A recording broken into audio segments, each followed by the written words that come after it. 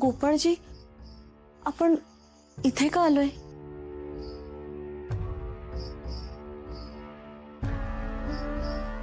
विभावरी, तुझं माझ्यावर प्रेम आहे?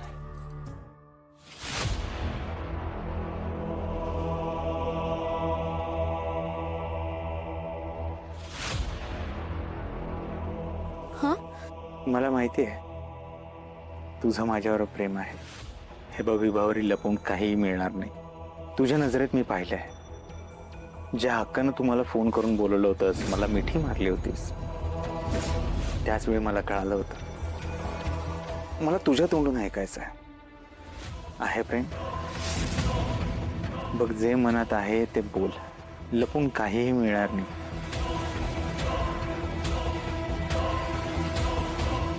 हो.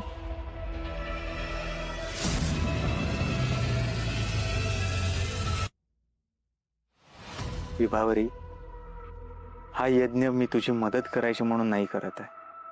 मला तुझ्याबद्दल काहीतरी वाटतं, तुझी काळजी वाटते. विभावरी, तू माझ्या मनात घर केलंयस. विभा, आयुष्यात जी माणसं भेटतात तो फक्त योगायोग नसतो, जन्मजन्मांतरीचा हिशोब असतो. ईश्वरानं दिलेली साथ असते. फक्त ओळख आणि प्रेम यामुळे दोन अनोळखी माणसं भेटत नाही. विभावरी, तो ईश्वराचा काहीतरी संकेत असतो.